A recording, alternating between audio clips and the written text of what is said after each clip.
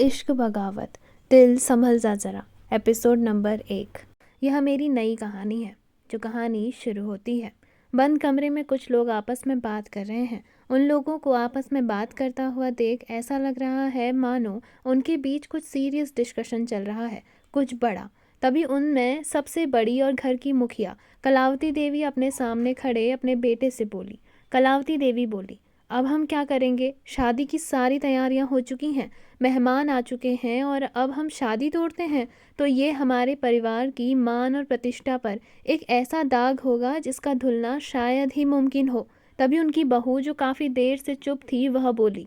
रागिनी जी बोली, पर माँ जी आप भी समझिए, अगर ये शादी हो गई तो हमारा पूरा परिवार बिखर जाएगा। आप अथर्व का तो कुछ सोचिए। तभी घर में सबसे बड़े मुखिया अर्थात कलावती जी के पति सुशील सिंह राठौर जी बोले, चिंता मत करो बड़ी दुल्हन, जब तक हम जिंदा हैं तब तक हमारे परिवार को कोई आंच नहीं आएगी। पर अब कुछ नहीं हो सकता। इस शादी से इनकार करा तो हमारी रेपुटेशन मिट्टी में मिल जाएगी, हमारा बिजनेस, हमारा परिवार, सब कुछ बिखर जाएगा। सड़क पर आ जाएंगे हम। सानिया के परिवार वाले इतनी आसानी से नहीं छोड़ेंगे। हम सब जानते हैं कि उनके परिवार की गलती है। उन्होंने हमसे इतना बड़ा सच छुपाया और हमसे झूठ बोलकर शादी को करवाने की कोशिश की। पर अब अगर हमने ये शादी तोड़ी तो सानिया के परिवार वाले ऐसा विक्टिम कार्ड खेलेंगे कि हम सब उनके चंगुल में फंसते चले जाएंगे। तभी अथर्व के पिताजी आशुतोष सिंह राठौर जी बोले, पर पापा अब हम कर भी क्या सकते हैं? शादी की सारी तैयारियां हो चुकी हैं, हल्दी मेहंदी हर रस्म हो गई है, कल संगीत है। तभी अथर्व जो इतनी देर से चुप था वह उस चुप्पी को तोड़ते हुए बोला। अथर्व बोला, बस करिए आप लोग, जो होना था वो हो गया। आप चिंता मत करो दादू, शादी भी होगी और आप लोगों की मान प्रतिष्ठा और हमारे परिवार की इज्जत पर कोई आंच भी नहीं आएगी। तभी अथर्व की माँ रागिनी जी अथर्व से बोली, पर कैसे बेटा? अथर्व बोला, आप सब नॉर्मल रहिएगा और बस जब तक मैं ना कहूँ तब तक किसी से इस बारे में कोई बात मत करिएगा। आपको बहू चाहिए, मैं आपको बहू ला कर दूंगा। तब तक सानिया और उसके परिवार वालों को यही लगना चाहिए कि हमारी शादी होने वाली है और हमें उनका कोई झूठ अभी तक पता नहीं चला है। तभी कलावती जी बोली, तुम ऐसा क्या करने वाले हो अथर्व? देखो बेटा, अगर कोई ऐसा काम मत करना जिससे तुम्हारे संस्कारों पर बात उठे और हमारी परवरिश पर कोई उंगली उठाए। तुम हमारे परिवार के सबसे बड़े बेटे हो, राठौर खानदान का वारिस हो तुम, राजस्थान के होने वाले हुकुम सा, और तुम्हारी इज्जत पर अगर ज़रा सा भी दाग आएगा तो तुम भी जानते हो कि तुम हुकुम सा की गद्दी से हाथ धो बैठ सकते हो। तुम्हारे पापा के चचेरे भाई बहन इस गद्दी पर आंख गड़ाए बैठे हैं। हमें लगा नहीं था कि वो लोग सत्ता के लालच में इतना नीचे गिर जाएंगे कि वह सानिया को और उसके परिवार को मोहरा बनाकर हमारी इज्जत को मिट्टी में मिलाने का इतना गंदा खेल खेलेंगे। तभी अथर्व बोला, आप चिंता मत करिए दादी, कोई हमारा कुछ नहीं बिगाड़ सकता तब तक जब तक हम सब एक हैं, एकजुट हैं। आप बस इस बारे में किसी से बात नहीं करेंगे, यहाँ तक कि छोटी माँ और छोटे पापा और बाकी भाई बहनों से तक नहीं। यह बात हम पांचों के बीच रहनी चाहिए। और रही बात शादी की, तो शादी कल ही होगी। तभी रागिनी जी बोली, क्या चल रहा है तुम्हारे दिमाग में अथर्व? किस शादी की बात कर रहे हो तुम? तभी अथर्व बड़े ही एटीट्यूड से बोला, मानगढ़ की राजकुमारी रुद्रांशी अभय प्रताप सिंह से। जैसे ही अथर्व ने यह नाम कहा तो सबके पैरों तले जमीन खिसक गई, सबकी आंखें बड़ी हो चुकी थी। तभी दादाजी अथर्व से बोले, ये तुम क्या बोल रहे हो? अंदाजा भी है तुम्हें? रुद्रांशी से तुम्हारी शादी, वो भी इस समय? बिल्कुल नहीं। अभय इस बात के लिए कभी राजी नहीं होगा। तुम्हारी शादी सानिया से तय हो चुकी है, यह बात पूरे राजस्थान को पता है। और ऐसे में अगर राजकुमारी रुद्रांशी की शादी तुम्हारे साथ हो तो यह रुद्रांशी की इज्जत पर एक गहरा दाग छोड़ेगा।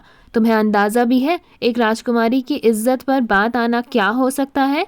तभी अथर्व बोला, मुझे अंदाज़ा है दादू, पर मैं कह रहा हूँ आप मुझ पर भरोसा रखिए। आप बस अभय अंकल से बात करिए शादी के लिए, क्योंकि अब ये शादी होकर रहेगी। तभी रागिनी जी बोली, क्या रुद्रांशी और तुम एक दूसरे को पहले से जानते हो? तभी अथर्व बोला, नहीं माँ, वो मुझे नहीं जानती, पर मैं उसे जानता हूँ। शादी में अभी एक दिन और बाकी है। कल रात संगीत की रात है और परसों शादी की। हल्दी मेहंदी की रस्म हो चुकी हैं, तो क्या हुआ, रस्में दोबारा भी हो सकती हैं। पर शादी अगर एक बार किसी गलत इंसान से हो जाए तो उससे निकलना बहुत मुश्किल होता है। इसलिए सानिया से मेरी शादी किसी कीमत पर नहीं होगी। ये शादी मैं पहले भी नहीं करना चाहता था। यह शादी मैं बस छोटी माँ की भावनाओं के कारण कर रहा था। आप सब लोग खुश थे और सबसे ज़्यादा छोटी माँ खुश थी। तभी रागिनी जी कलावती जी से बोली, पर माँ जी, हम छोटी को क्या बोलेंगे? आखिर सानिया सौम्या की भाभी की बहन की बेटी है और इससे उन दोनों के रिश्ते में भी खटास आ सकती है। सौम्या का मायका छूट सकता है। शायद सौम्या के भाई भाभी उससे कभी बात न करें। आप तो जानती है ना सौम्या की भाभी कैसी है। उनका व्यवहार सौम्या के लिए कभी अच्छा नहीं रहा है। इस शादी को लेकर सौम्या बहुत उत्साहित है, क्योंकि उसकी भाभी ने उसे वो आदर्श सम्मान दिया है जो वो हमेशा से चाहती थी। पहली बार इस शादी के कारण सौम्या के भाई भाभी ने सौम्या को उसके मायके बुलाया है। उसे वो प्यार दिया जिसकी वो भूखी थी, और अब सौम्या को ये सच्चाई पता चलेगी तो वो टूट जाएगी। हम उसे कैसे संभालेंगे? तभी कलावती जी बोली, तुम चिंता मत करो बड़ी दुल्हन, हम छोटी दुल्हन से बात करेंगे और उसे यहाँ की सारी परिस्थितियों से अवगत कराएंगे। हमें उम्मीद है कि हमारी छोटी हमारे परिवार को समझेगी। इतने सालों से जिस परिवार ने उसे मान सम्मान इज्जत और प्यार दिया है, वह मात्र 2 दिन के प्यार के लिए हमारी प्रतिष्ठा पर उंगली नहीं उठाने देगी। तभी दरवाजे से एक आवाज़ आई। उस आवाज़ को सुनकर हर किसी का ध्यान उस आवाज़ की ओर चला गया। जब सभी ने दरवाजे की ओर देखा तो सबकी आंखें बड़ी हो गई। ऐसा लग रहा था जैसे उन सब की बातें पकड़ी गई हो। दरवाजे पर किसी की दस्तक हुई और दरवाजे से किसी ने कुछ ऐसा कहा जिसे सुनकर हर कोई हैरान था। घर वालों ने जब दरवाजे की तरफ देखा तो सबकी आंखें फटी की फटी रह गई। तभी दरवाजे पर खड़ा व्यक्ति धीरे धीरे अंदर आया और अंदर जाकर दरवाजे को बंद करते हुए सभी घर वालों से बोला। उस व्यक्ति ने दरवाज़ा बंद किया और फिर सभी की तरफ देखते हुए बोला। वह व्यक्ति कोई और नहीं, अथर्व की चाची थी। अथर्व की चाची सौम्या जी सभी घर वालों की तरफ देखते हुए बोली। सौम्या जी बोली, हाँ आप क्या कह रही हैं भाभी? बेशक मुझे मेरे भाई भाभी प्यारे हैं, पर यह परिवार मेरी पहली प्रायोरिटी है। आप लोगों ने मुझे जो प्यार और अपनापन दिया वह तो मुझे कभी मेरे मायके से मिला ही नहीं। मिलता भी कैसे? माँ तो बचपन में चली गई। पिता ने जब दूसरी शादी करके सौतेली माँ को घर में लाकर रख दिया तो वो जो कुछ बचा हुआ प्यार था वह भी हमेशा हमेशा के लिए मैंने खो दिया। फिर जब पिता की मृत्यु हुई तो माँ ने मुझसे पीछा छुड़ाने के लिए जल्द से जल्द मेरी शादी करानी चाहिए। वो तो भला हुआ आप दोनों का कि आपको मैं बिना किसी शर्तों के पसंद आ गई और मेरी और वीरेंद्र जी की शादी हो गई। आप लोगों से वीरेंद्र जी से जो मुझे प्यार और अपनापन मिला, वह प्यार अपनापन तो मुझे कभी नहीं मिला माँ जी। तो फिर आपने कैसे समझ लिया कि मैं मात्र उन लोगों की खुशियों की खातिर जो आप लोगों के साथ धोखा दे रहे हैं, उनके लिए अपने इस परिवार को बिखरने दूंगी? हम दोनों ने सारा सच सुन लिया है माँ जी। मुझे अंदाज़ा नहीं था कि मेरे भाई भाभी इतने गिरे हुए निकलेंगे कि वह मात्र पैसों के लिए मेरे साथ इतना बड़ा छल करने को तैयार हो जाएंगे। मुझे माफ़ कर दीजिए माँ जी, यह सब मेरी वजह से हुआ है। मैंने ही आप लोगों को अथर्व की शादी पर जोर दिया। मेरे कारण यह शादी तक बात आई और बात अथर्व की जान तक आ गई। मैं ही हूँ इसका कारण। तभी अथर्व अपनी चाची सौम्या के हाथों को पकड़ते हुए बोला। अथर्व बोला, छोटी माँ, जैसे मेरे लिए माँ है वैसे ही आप भी हो। आप अपने आप को दोष मत दीजिए। एक माँ के अपने बच्चों के लिए क्या कभी बुरा सोच सकती है? तभी सौम्या जी रोने लगी और अपने सर को ना में हिलाते हुए बोली। सौम्या जी बोली, बेटा मुझे माफ़ कर दे, पर मेरा भरोसा रख, मैंने कभी तेरे लिए कुछ गलत नहीं सोचा है। मेरे लिए जितना प्यारा रुद्र और शिवांग है उतना ही प्यारा तू भी है। मैंने कभी तुम चारों में कोई भेदभाव नहीं किया है।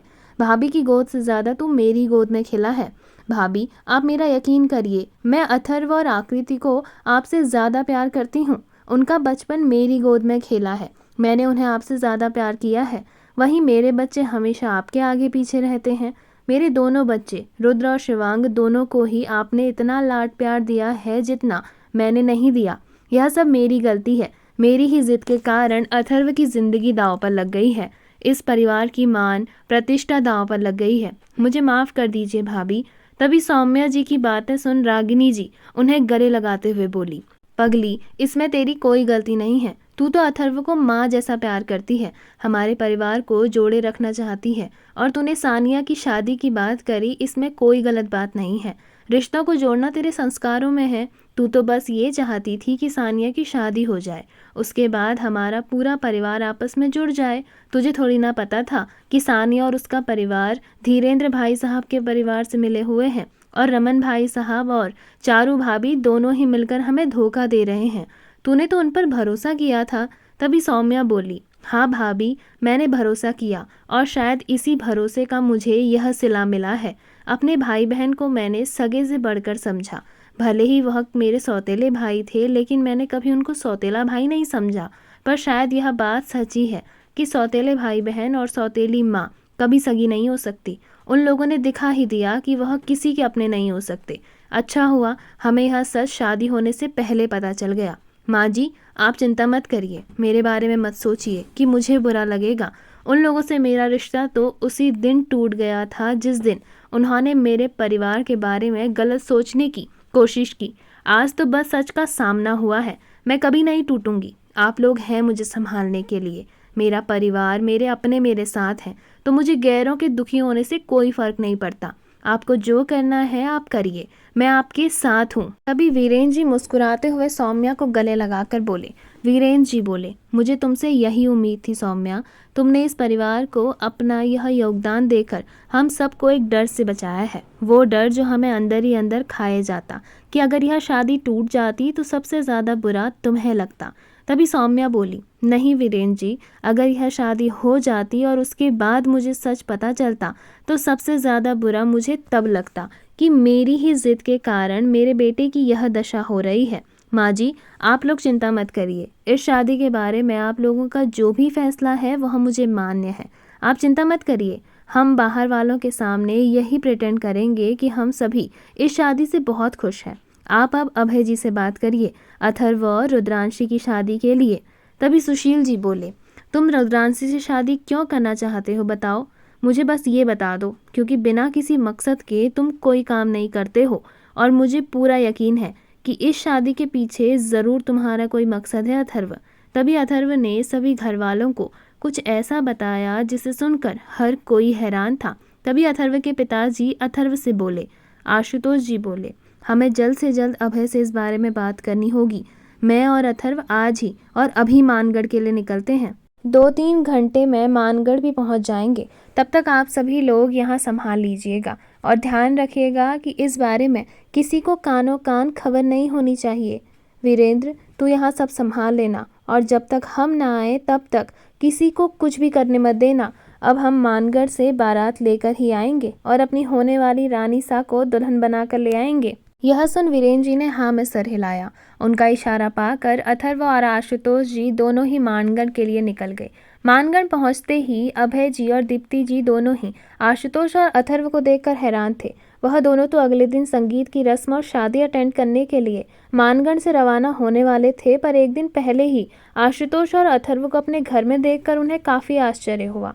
अभय आशुतोष की तरफ देखते हुए बोले, आशुतोष जी से अभय बोले, आशुतोष तुम यहाँ सब ठीक तो है ना। तभी आशुतोष जी बोले, कुछ ठीक नहीं है, इसलिए तो यहाँ आना पड़ा, क्योंकि अब एक तू ही है जो हम सबको इस मुसीबत से निकाल सकता है। हमारे परिवार को तुम्हारी बहुत ज़रूरत आन पड़ी है अभय।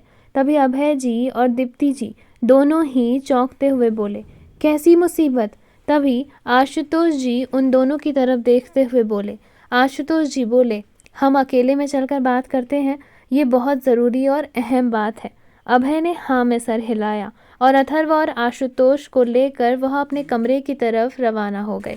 वहीं दूसरे माले पर खड़ी गुनगुन ने आशुतोष और अथर्व को राजमहल में आते देख लिया था। वह भी असमंजस की स्थिति में थी कि इतनी देर रात वह लोग वहाँ क्या कर रहे हैं। तभी गुनगुन अथर्व को देखती हुई बोली, गुनगुन बोली, मुझे यकीन था तुम ये शादी कभी नहीं करोगे, क्योंकि जितना प्यार मैं तुमसे करती हूँ उतना ही प्यार तुम भी मुझसे करते हो। आखिर देखूँ तो नीचे जाकर कि माजरा क्या है।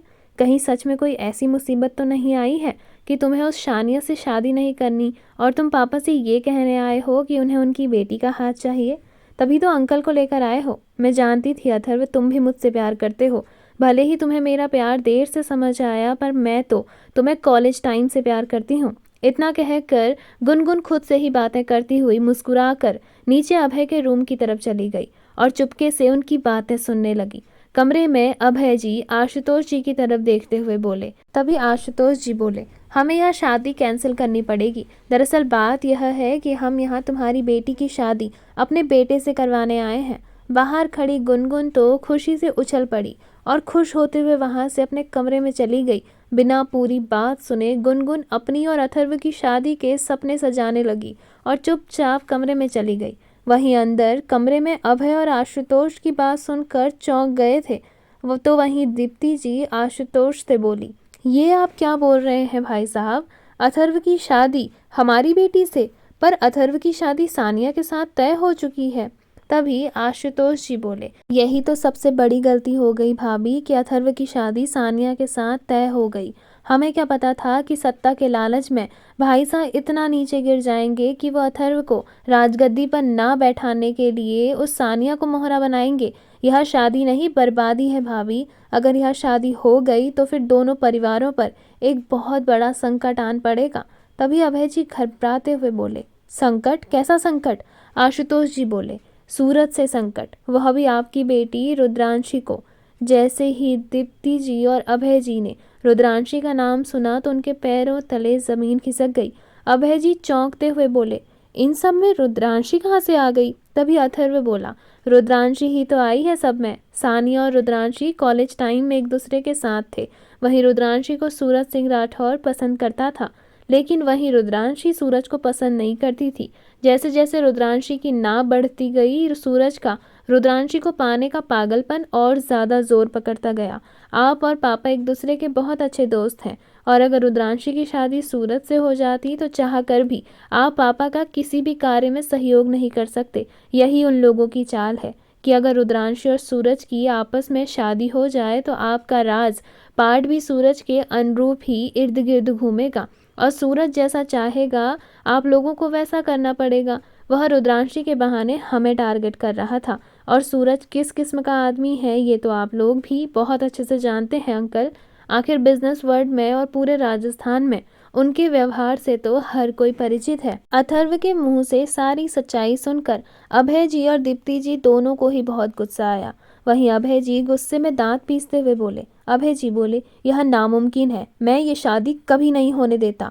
रुद्रांशी की शादी उस सूरज से? कभी नहीं। तभी अथर्व बोला, आप नहीं होने देते, लेकिन आपको पता नहीं है कि सानिया को मोहरा बनाकर सूरज सिंह राठौर ने अपने परिवार के साथ मिलकर बहुत बड़ा प्लान बनाया है, जिसमें सानिया मुझसे शादी करके हमारी ज़मीन जायदाद बिजनेस में आधी आधी मालकिन बन जाएगी और किसी एक्सीडेंट में मुझे मरा हुआ घोषित कर दिया जाए, जिससे मेरी जितनी भी कंपनी है और मेरे द्वारा कमाई गई जितनी भी प्रॉपर्टी है वो सब ऑटोमेटिकली सानिया को हो जाएगी और उसके बाद राजगद्दी पर सूरज सिंह राठौर का अधिकार होगा। आप लोग तो जानते हैं कि रुद्र और शिवांग दोनों ही सूरज से छोटे हैं, इसलिए कायदे के अनुसार राजगद्दी का असली वारिस सूरज हो जाएगा।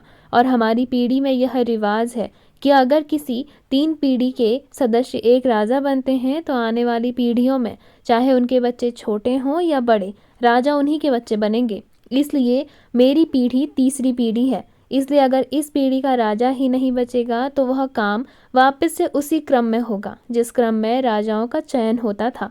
सूरज राजा बन जाएगा और फिर जिसका बेटा व जिसकी बेटी पहले जन्म लेगी वही राजगद्दी का असली वारिस होगा। जैसे ही अभय जी ने यह सुना तो उनके पैरों तले जमीन निकल गई। अभय जी असमंजस की स्थिति में आते हुए बोले, अभय जी बोले, तो इसका मतलब 3 महीने पहले जो हमला तुम पर हुआ था वो सब इन्हीं लोगों ने कराया था? तभी अथर्व बोला, हाँ अंकल, वह सब सानिया और सूरज ने ही मिलकर करवाया था। दरअसल सानिया सूरज को बचपन से जानती है, वहीं सूरज रुद्रांशी से प्यार करता है। यह बात भी सानिया को पता है। सानिया ने सूरज से वादा लिया है कि अगर यह शादी हो जाती है और शादी के बाद सानिया अपना काम करके अथर्व को एक एक्सीडेंट में मरा हुआ बता देती है तो सानिया सूरज और रुद्रांशी की शादी में मदद करवाएगी। अथर्व की यह बात सुनकर तो हर कोई हैरान था, तो वहीं दीप्ति जी तो लड़खड़ा उठी। अभय जी उन्हें संभालते हुए बोले, संभालो दीप्ति खुद को। तभी दीप्ति बोली, कैसे संभाले खुद को राजा साहब, आप बताइए, हमारी फूल सी बच्ची। अरे उसने तो अभी दुनियादारी देखी भी नहीं है अच्छे से, ये सियासती दांव पेच कैसे समझेगी वह। तभी आशुतोष जी अभय और दीप्ति जी से बोले, इसलिए तो आपके पास आए हैं भाभी, हम रुद्रांशी की शादी अथर्व से करवाना चाहते हैं। हम रुद्रांशी की जन्म कुंडली से अच्छे से वाकिफ़ हैं।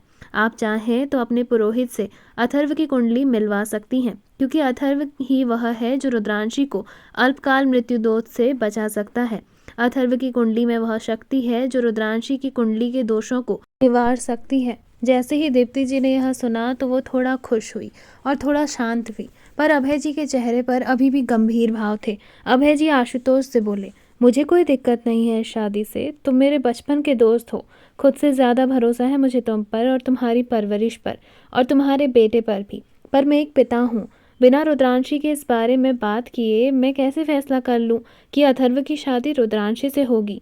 तभी आशुतोष जी बोले, मैं तुम्हारा डर समझ सकता हूँ अभय, पर ये सोचने का समय बिल्कुल नहीं है। तुम रुद्रांशी से बात करोगे तो रुद्रांशी ज़रूर समझेगी, आखिर वह एक राजकुमारी है। और जो तुम्हारा दूसरा डर है मैं उसे भी समझ रहा हूँ। तुम चिंता मत करो, रुद्रांशी की इज्जत पर कोई आँच नहीं आएगी। रुद्रांशी हमारे घर की बहू है, उसकी इज्जत हमारी इज्जत है। हम तुम्हें वचन देते हैं, उसकी मान मर्यादा पर एक खरोंच तक नहीं आने दूंगा मैं। तभी अथर्व अभय से बोला, अंकल जानता हूँ ये ठीक समय नहीं है कहने का, और आप भी सोच रहे होंगे कि कैसा लड़का हूँ मैं, मेरी शादी किसी और से होने वाली थी और मैं यहाँ किसी और से अपनी शादी का रिश्ता लेकर आया हूँ। पर यकीन मानिए अंकल, मैं आपकी बेटी को खुश रखूँगा, मैं आपको कभी कोई शिकायत का मौका नहीं दूंगा। मैं पूरे मन से रुद्रांशी के साथ इस शादी को निभाऊंगा। रुद्रांशी मेरी जिम्मेदारी है। तभी अभय गंभीर होकर हाँ में सर हिलाते हुए बोले, ठीक है, बिना रुद्रांशी की मर्जी के यह शादी तो नहीं हो सकती, लेकिन मैं रुद्रांशी को इस सारी परिस्थिति से अवगत ज़रूर करवाऊंगा। तभी अथर्व बोला, स्थिति से अवगत कराने से पहले अंकल जी आप यह बात जान लीजिएगा कि सूरज किसी भी हाल में रुद्रांशी को पाना चाहता है।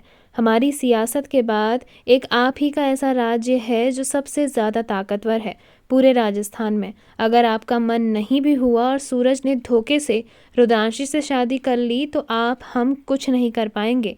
आपको ना चाहते हुए भी अपनी बेटी की खातिर सूरज की हर जायज़ और नाजायज़ मांगों को मानना पड़ेगा। तभी अभय जी बोले, चिंता मत करो बेटा, मैं अभी रुद्रांशी से बात करता हूँ। इतना कहकर अभय और दीप्ति दोनों ही रुद्रांशी के कमरे में चले गए, जहाँ रुद्रांशी बैठी कॉलेज के एग्ज़ाम्स के पेपर्स बना रही थी। इतनी रात को उठे रहने पर अभय ने दरवाज़ा खटखटाया तो रुद्रांशी के दरवाज़ा खोला। रुद्रांशी ने अपने सामने अपने मम्मी पापा को देखा तो वह देख कर बोली, रुद्रांशी बोली, माँ पिताजी आप दोनों, सब कुछ ठीक तो है ना, क्या हुआ? तभी अभय बोला, बेटा मुझे तुझसे कुछ ज़रूरी बात करनी है मेरे रूम में। जैसे ही रुद्रांशी ने यह सुना तो वह चुपचाप बिना कुछ कहे अपने माता पिता के पीछे स्टडी रूम की तरफ चली गई, जहाँ आशुतोष जी और अथर्व थे। अपने सामने उन दोनों को देखकर रुद्रांशी चौंक गई। उसे कुछ समझ नहीं आ रहा था कि वह दोनों यहाँ क्या करने आए हैं। फिर भी रुद्रांशी ने बड़े प्यार से आशुतोष के पास आते हुए उन्हें प्रणाम कहा। वहीं अथर्व से रुद्रांशी की नज़रें मिली तो अचानक रुद्रांशी ने अपनी नज़रें झुका ली। उसकी इस हरकत को देखकर अथर्व के चेहरे पर एक प्यारी सी मुस्कान आ गई। अथर्व लगातार रुद्रांशी को देख रहा था। उसके उस मासूम से चेहरे में न जाने वह कहाँ खो रहा था। तभी उसे ध्यान आया कि वह इस समय कहाँ पर और किन हालातों में खड़ा है। उसने उस ख्याल को अपने दिमाग से निकाला, पर वह रह रह कर उसका ध्यान रुद्रांशी में ही जा रहा था। तभी रुद्रांशी सभी की तरफ देखते हुए और फिर अपने पिता की तरफ देखते हुए बोली, रुद्रांशी बोली, पिताजी आपने मुझे इतनी रात को बुलाया और अंकल आप यहाँ अचानक? तभी अभय जी बोले, बेटा हमने एक फ़ैसला किया है, तुम्हारी ज़िंदगी का सबसे अहम फ़ैसला। मजबूरी में बोलो या यूँ कहो कि तुम्हारी सुरक्षा के लिए हमें यह फ़ैसला लेना पड़ा है। तभी रुद्रांशी अपने पिता की तरफ देखते हुए बोली, पिताजी आप क्या बोल रहे हैं, मुझे समझ में नहीं आ रहा है। तभी अभय जी बोले, बेटा आशुतोष अथर्व का रिश्ता लेकर आए हैं तुम्हारे लिए। जैसे ही रुद्रांशी ने यह सुना तो उसकी आंखें बड़ी हो गई। वह कुछ बोलती उससे पहले ही अभय जी बोले, हाँ बेटा, तुमने सही सुना। दरअसल तुम पर बहुत बड़ा खतरा आने वाला है, और वो खतरा कोई और नहीं बल्कि सूरज सिंह राठौर है। तुम तो जानती होंगी राठौर फैमिली के दूसरे घर के वारिस सूरज को, जो राजगद्दी के लालच में वह इतना अंधा हो गया है कि उसे सही और गलत का अंदाज़ा भी नहीं है और ना ही फ़र्क पता है, और उसकी निगाहें अब तुम पर टिकी हुई हैं। तो वहीं अथर्व की शादी जिस लड़की से होने वाली है, वह लड़की बहुत बड़ी धोखेबाज है, जो मिली हुई है सूरज सिंह राठौर के साथ। अगर यह शादी हो जाती है तो सब कुछ खत्म हो जाएगा। सूरज सिंह राठौर अगर गलती से भी सत्ता में आ गया तो वो पूरे राजस्थान में ऐसा तहलका मचाएगा कि सबके रोंगटे खड़े हो जाएंगे। ड्रग डीलिंग, माफिया, न जाने कितने कारनामे उसके कंट्रोल में है। और जब से हमें ये पता चला है कि उसकी बुरी निगाहें तुम पर टिकी हुई हैं, तब से हम और ज़्यादा डर गए हैं। बेटा, हम चाहते हैं कि तुम अथर्व से शादी कर लो, और शादी परसों होगी। रुद्रांशी के तो पैर और तले ज़मीन खिसक गई थी। उसे समझ नहीं आ रहा था कि यह अचानक उसके साथ क्या हो रहा है। अभी 5 मिनट पहले जो लड़की अपने कॉलेज के बच्चों के एग्ज़ाम के लिए पेपर बना रही थी, उसकी ज़िंदगी में खुद एक ऐसी परेशानी आ पड़ी है जिसमें उसके माता पिता के साथ साथ किसी और की ज़िंदगी भी इफ़ेक्ट होने वाली है। तभी दीप्ति जी बोली, तुम्हारे पिता बिल्कुल सही कह रहे हैं रुद्रांशी बेटा। तुम मानगढ़ की राजकुमारी हो, और एक राजकुमारी का फ़र्ज़ होता है अपने पिता की आन मान और शान की रक्षा करना। हम यह नहीं कह रहे हैं कि तुम्हें यह विवाह करना ज़रूरी है, पर यकीन मानो बेटा, हम तुम्हारा कभी बुरा नहीं चाहते हैं। लेकिन हाँ, अगर तुम किसी को पसंद करती हो या फिर तुम्हारे दिल में कोई सी भी बात है तो तुम हमें खुलकर बताओ। हम इस शादी में तुम्हारी मंजूरी होना बहुत ज़रूरी है। रुद्रांशी को समझ नहीं आ रहा था कि वह क्या जवाब दे। उसे यह सब कुछ हवा में तैरता हुआ नजर आ रहा था। अचानक शादी की बात होना उसके लिए ये सब कुछ एक अलग अनुभव था। रुद्रांशी अपने पिता की तरफ देखते हुए बोली। रुद्रांशी बोली, पर पापा, शादी, वो भी अचानक?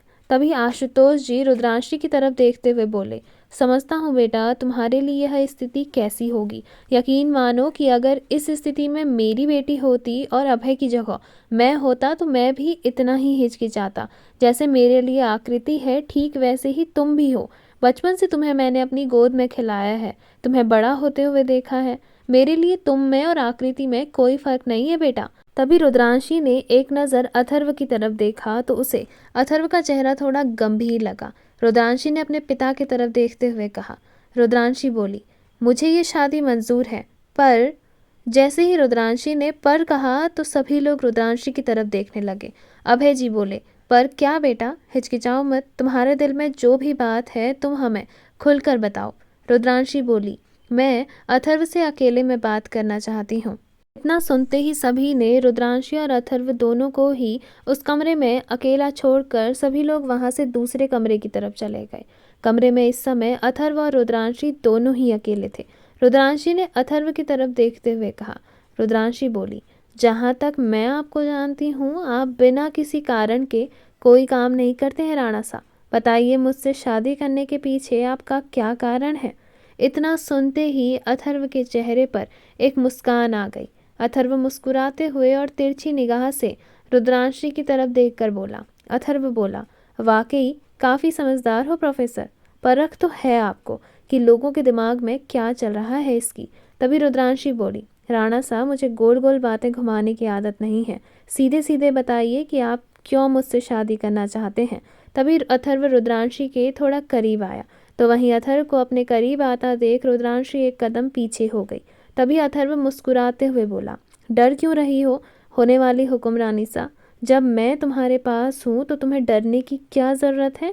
इतना कहकर अथर्व चुप हो गया। तो वहीं रुद्रांशी बोली, हम आपको जानते नहीं, इसका मतलब यह नहीं कि आपके बारे में कुछ सुना नहीं है। हमारी पढ़ाई भले ही विदेश में हुई है, पर यहाँ की खबरें हम तक पहुँच जाती हैं राणा सा, और आपके बारे में तो पूरा राजस्थान जानता है।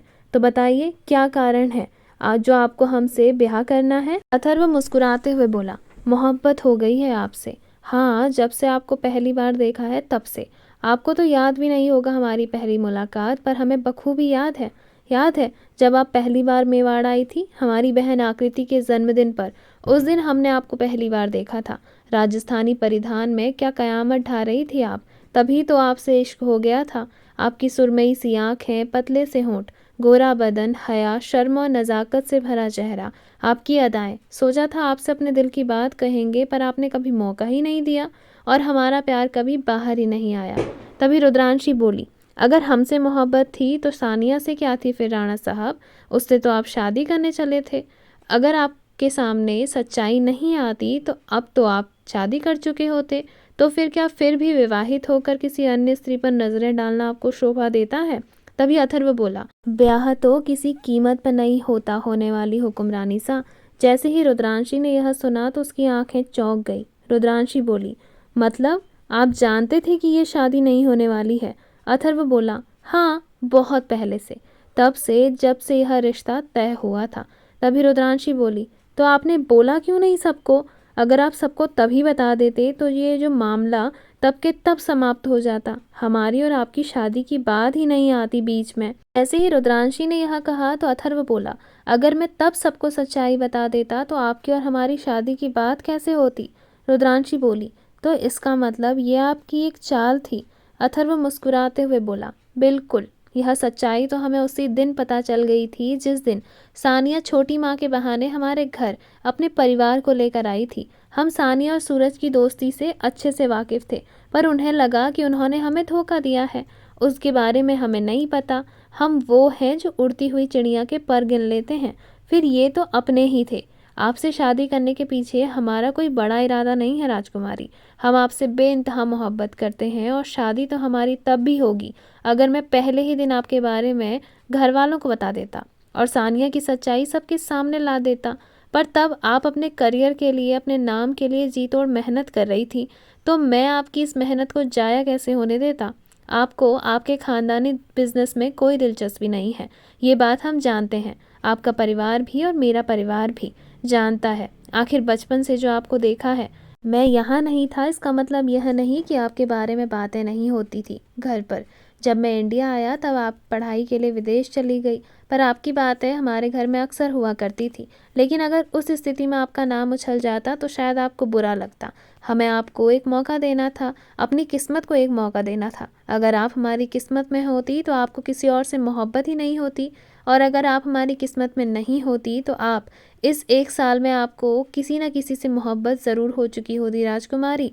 तभी रुद्रांशी बोली, इस शादी के पीछे आपका बस एक यही कारण है कि आप अपने भाई को सबक सिखाना चाहते हैं और उस सानिया को उसके धोखे का अंजाम देना चाहते हैं? तभी अथर्व बोला, नहीं राजकुमारी, इस शादी के पीछे सबसे बड़ा कारण है कि हम आपसे बहुत मोहब्बत करते हैं।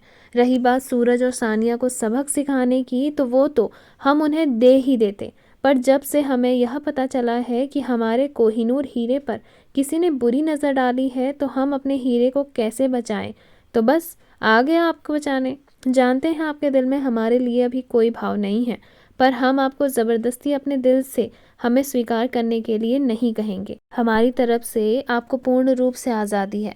आप जितना समय लेना चाहती हैं ले सकती हैं, पर याद रखिएगा कि धोखा हमें बर्दाश्त नहीं। झूठ, फरेब और धोखे से हमें सख्त नफरत है।